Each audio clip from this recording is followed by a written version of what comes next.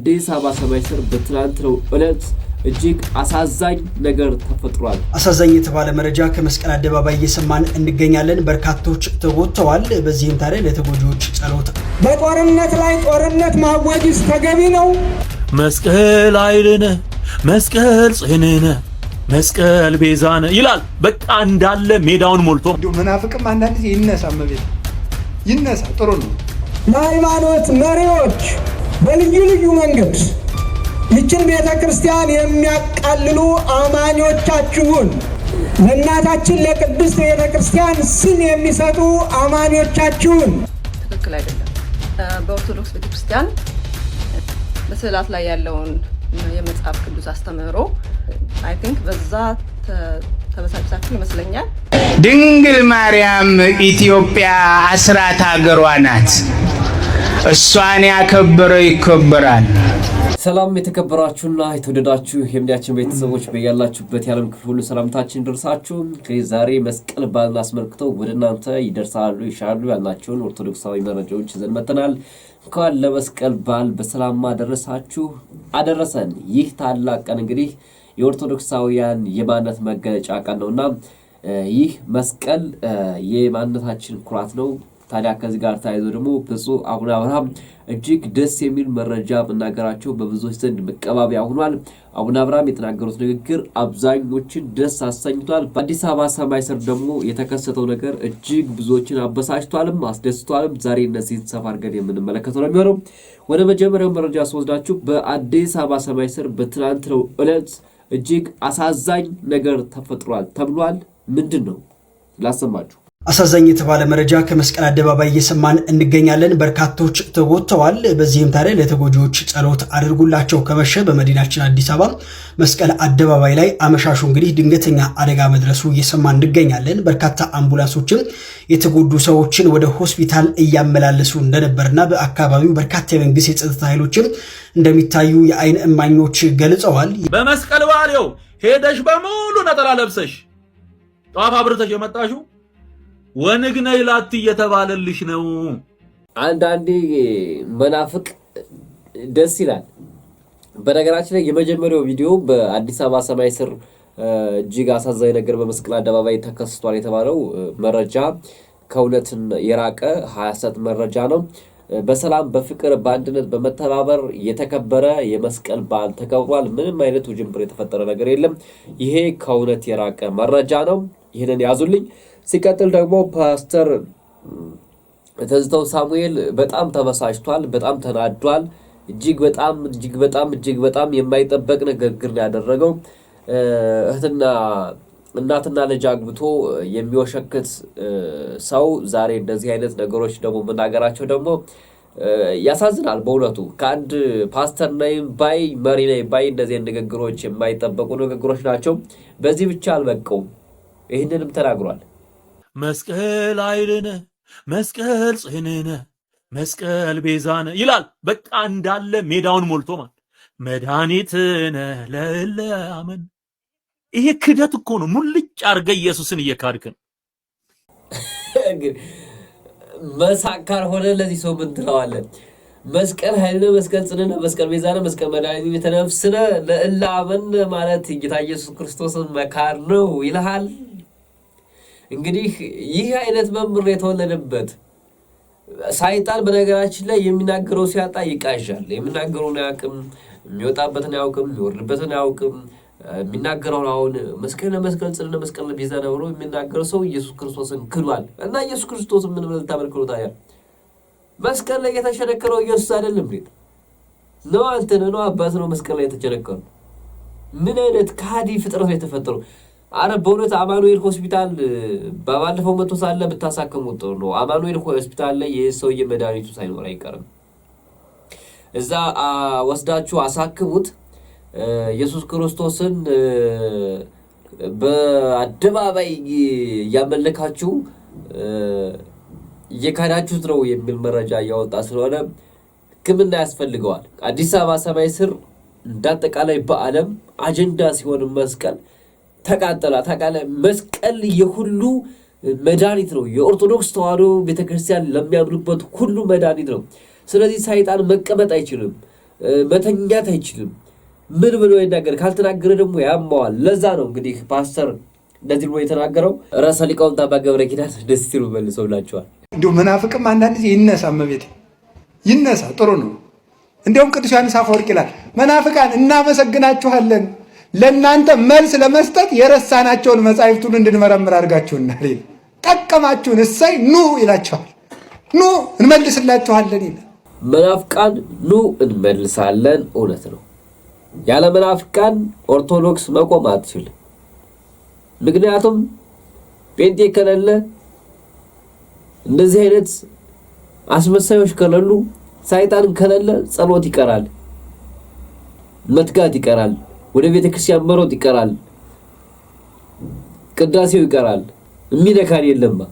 ግን ወደ ቤቱ እንድንሮጥ ግዴታ ሰይጣን ያስፈልጋል፣ ተላላኪዎች ያስፈልጋሉ። ስትመተው ትበረታለህ ማለት ነው። ኦርቶዶክስ እንደዚህ ናት። ለዚህ ነው በትናንትናው ታዲያ ብፁዕ አቡነ አብርሃም የባህር ዳርና የሰሜን ጎጃም ሀገረ ስብከት ሊቀ ጳጳስ ያስተላለፉት መልእክት እጅግ ደስ የሚልና ልብን ያራሰ መልስ ለመናፍቃን፣ ለቆም ነጋዴዎች፣ ለአስመሳዮች፣ ለነጋዴዎች በተለይ ቤተክርስቲያን ውስጥ የተሰገሰጉ አስመሳይ ሌቦችን እንደዚህ ሲሉ ተናግረውልኛል። ለሃይማኖት መሪዎች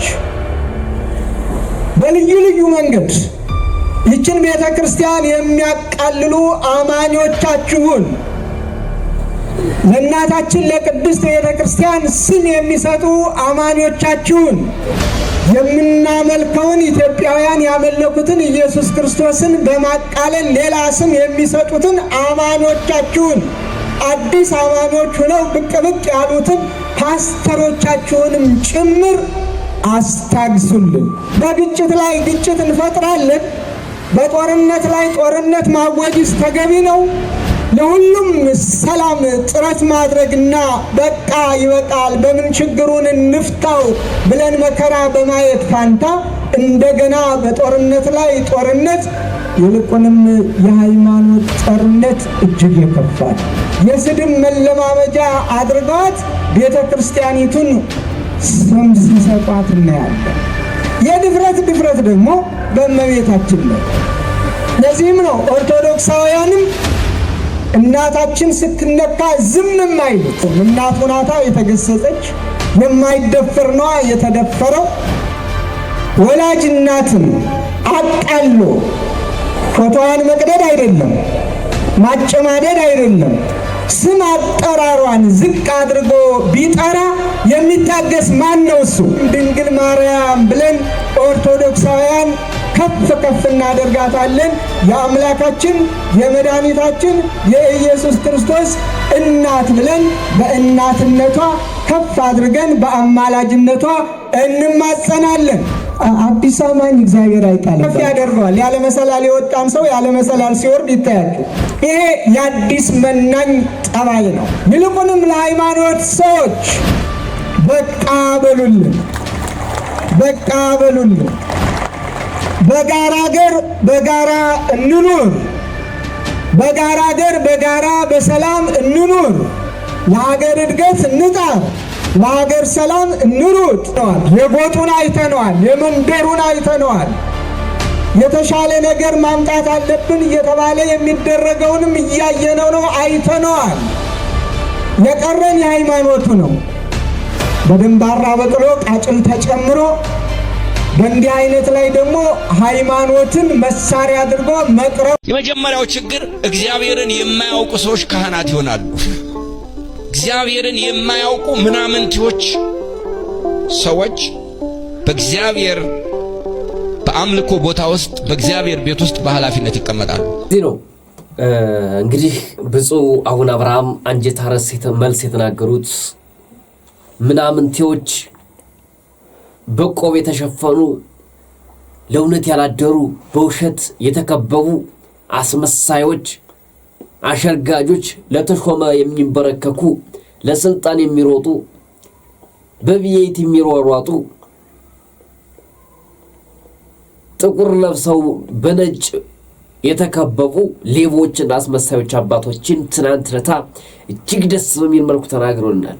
ባለስልጣን ወንበር ላይ ተቀምጦ በኦርቶዶክስ ስም የሚነግድ አባት ላይ ብሎ ቆብ ደፍቶ በቤተ ክርስቲያን የሚነግድ ወጣቶች ሲታረዱ ዝም የሚል ምዕመናን ሲያለቅሱ ዝም የሚል አስመሳይ አባት እንደዚህ አድርገው በስለተናገሩልን እጅግ ደስ ብሎናል።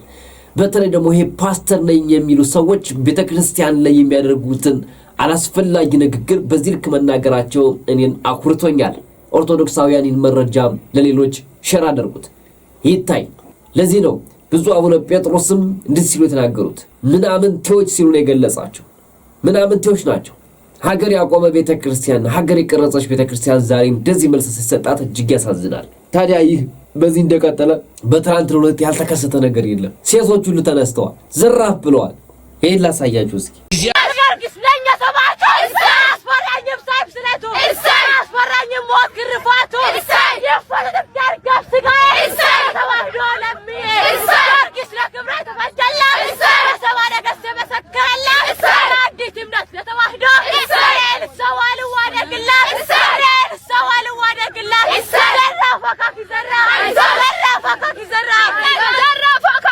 ሐሰት መረጃዎች የምታሰራጯቸው የሐሰት መረጃዎች ትክክል ስላይደለ ይሄንን ልገስጻችሁ ፈልጋለሁ። ትክክል አይደለም። በኦርቶዶክስ ቤተክርስቲያን በስዕላት ላይ ያለውን የመጽሐፍ ቅዱስ አስተምህሮ አይ ቲንክ በዛ ተበሳጭታችሁ። እኛ አልተበሳጨንም ሶፊ፣ እኛ አልተበሳጨንም። ኦርቶዶክሳውያን ሁሌም መልሳለን። እንደናንተ አይነት አስመሳዮች ፓስተሮች ሌቦች ናቸው ያስቸገራችሁ እንጂ እኛ አልተበሳጨንም፣ መልሳለን። በፈለግሽው መንገድ መጠየቅ ትችያለሽ። ሴቶች እህቶቻችን ደግሞ በዚህ ልክ ዘራፍ ማለታቸው ደግሞ እጅግ ደስ ያሰኛል። ታዲያ አንድ አባታችን ደግሞ እንደው ከድንገት የተነጋገሩት ንግግር እንደሆነ አላውቅም፣ የተናገሩት ንግግር ደስ አሰኝቶናል። ምክንያቱም እውነት ሲነገር ሁሉም ሰው ደስ ይለዋልና አሁን ቀደም ቅጽል ስም አላቸው፣ እሱን ቅጽል ስሙን እንተውና እንዲህ ሲል ተናግረዋል። ድንግል ማርያም ኢትዮጵያ አስራት ሀገሯ ናት። እሷን ያከበረ ይከበራል። እሷን እየናቁ ስዕሏን መገንጠል ግን ትርፉ ቅስፈት ነው። ስዕል አድኗ መድኃኒት ነው። ሉቃስ ነው የሳላት። በስዕሏ ተማጸኑ፣ በስዕሏ ለምኑ። ድንግል ማርያም እናታችን ናት። ኢትዮጵያን ለማተረማመስ በሃይማኖት መነሳት አይቻልም። ስለዚህ ኢትዮጵያ በብሔር ብሔረሰቦች በሃይማኖት እኩልነት ምታምን ናት። የድንግል ማርያምን ስዕል ግን መቀደድ ማለት ከእግዚአብሔር ጋር መጣላትና መቅሰፍት በላስ ላይ ማውረድ ስለሆነ ዛሬም ነገም ድንግል ማርያም የፍጡራን እመቤት የፈጣሪ እናት ናት። እናከብራታለን፣ እንወዳታለን፣ እንማጸናታለን። እናታችን ናት። አስራት ሀገሯ ኢትዮጵያ ነው። ስለዚህ የእግዚአብሔር ልጆች ተፈቃቀሩ። በህግ ስር አዋላት አላችሁ። መያዟ መልካም ሆኖ ሳለ ለባለማተቦች ትልቅ ደስታ ሆኖ ሳለ ነገር ግን እኛ ኦርቶዶክሳውያን ባለማተቦች ለምን ዋጋ እስከምንከፍል ድረስ ተጠበቀ? ባችን እስኪፈስ ድረስ እስክንቆጣ እስክንጨነቅ ድረስ ለምን መጠበቅ ተፈለገ? እቺ ልጅ መያዝ ብትፈልጉ ኖሮ እማምላክ ወላዲት አምላክ ምስክሬ ነች፣ አንድ ቀን የማይፈጅባችሁ ነበር። ነገሩ ሶሻል ሚዲያ ላይ እስኪሰራጭና ኦርቶዶክሳውያን ባለማተቦች በዚህ ጉዳይ ነገር ላይ እንዲሸበሩና እንዲጨነቁ ካልፈለጋችሁ በስተቀር እቺ ልጅ በአንድ ቀን ውስጥ መያዝ ትችሉ ነበር። እንግዲህ አባታችን ከየት እንዳመጡት አላውቅም። ዛሬ አባትነት ሞራል ተነስቶባቸዋል፣ ተናግረዋል። እውነት ነው፣ እውነቱ ይሄ ነው። የአስራት ሀገሯን ያልዞረችው የኢትዮጵያ ክፍል የለም። ታላላቅ ደሴቶች ጣና ላይ የተቀመጡት ኢየሱስ ክርስቶስ ፈጣሪዋና ልጇ ድንግል ማርያም እናቱ የቤዛ ሀገሯ የስጠቱ ሀገሯ የአስራት ሀገሯ ነውና ያልዞረችው ሀገር የለም። ከግብጽ እስከ ኢትዮጵያ፣ ከኢትዮጵያ እስከ ኢየሩሳሌም ያልዞረችበት ሀገር የለም። ለዚህ ነው ድንግል ማርያም እናታችን ናት የምንለው። መናፍቃን የሚናገሩ ሲያጡ እሷን ሁሌም እሷን ይሄ የጥንት እርግማን አለ እና ሰይጣን ከድንግል ማርያም ጋር ያለውን ጥላቻና አሁንም አይፈታም። ታስሯል፣ ተቀጥቅጧል። አሁንም እነሱ እነዚያው ናቸውና በዚህ ልክ ነው እኛ ደስ ብሎናል። እናንተም እንኳን ደስ ያላችሁ። የዛሬ ፕሮግራማችን ይህን ይመስላል። እንዳጠቃላይ የመስቀል በዓል አሁንም በድጋሚ እንኳን አደረሳችሁ አደረሰን። ይህ ታላቅ ቀን የኦርቶዶክሳውያን የማንነት መገለጫና ምልክት ሆኖ የተሰጠው መስቀል ቤዛችን መስቀል ኃይላችን ስለሆነ ይህን መረጃ ሌሎች አድርጉላቸው። የመስቀል በዓል በያላችሁበት ፏፈሽ ብሎ እንድትውሉ የሰላም የደስታ የጤና የፍቅር ይሁንላችሁ። እመቤታችን ቅድስት ቅዱሳን ድንግል ማርያም ሀገራችን ኢትዮጵያን የአስራት ሀገሯን ተጠብቅልን። ድንግል ማርያም ምልጃዋ በየቤታችሁ የጎደለውን ሞልቶ የፈሰሰው ጠቃንቶ ሀገራችን ሰላም ሆና ጦርነት የበቃበት ምንም አይነት የጦርነት ድምጽ የማንሰማበት ሀገር ያድርግልን። ሰላም